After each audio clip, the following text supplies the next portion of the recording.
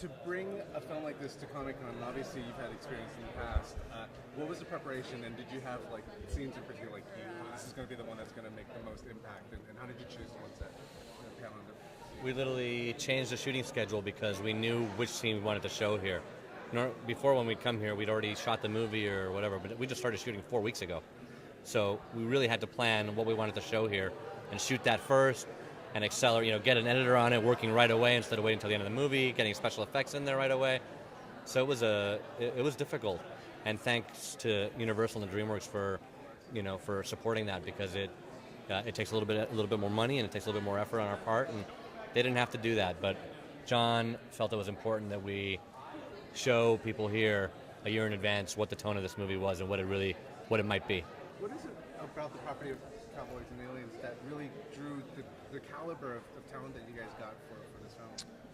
Well, I think that the title holds so much promise, because the minute you hear it, you go, how are those two things going to work together? And for us, it was all about finding ways to pay homage to the things that we love most about both genres and figuring out where they meet and how they connect. Bringing Jon onto the movie was so important because Jon is a master of tone. He really understands where comedy lives and where drama lives, and the balance between those two things. And he also understands that for genre, you have to essentially take it seriously, and if you do that, you can have fun and play within that context. But if you don't do that, if you're winking at the audience, they check out. And that was huge for us. I think that's why the actors responded, because they knew it wasn't a joke. They saw that there were real parts in there, taking the world real seriously, and they have things to play, not only with the spectacle of it, but with each other. So big confidence builder that they all said yes. You've been working with Harrison and also Daniel and watching their kind of process and stuff. Like, has it surprised how they deal with the stuff? And do you get this gleeful, like, who's reading my line at this moment? It never gets old. It literally never gets old. It's insane that they know our names, first of all. On a daily basis, it's just weird.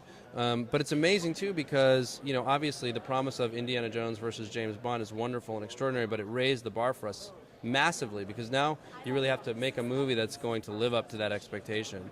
There's things you can never write into a script that they know, because they are such learned film actors and movie stars, really. These guys are both good actors and they're movie stars. And they do things in moments that you would never think of that we'll take credit for, obviously, once it's in the movie. We'll say, yeah, that was in the script. But they really protect an amazing image, an amazing persona, and they come up with things in just gestures and little moments that you would never imagine.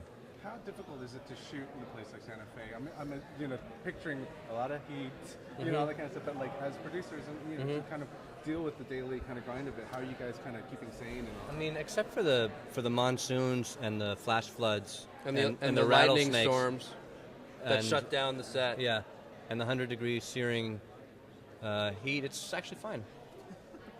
It's it's a lot. You don't have an opportunity to make a Western that often anymore, but the authenticity is so important to all of us that it really means you have to get out there and get really dirty and make the movie feel dirty, and it's a lot, but it's worth it.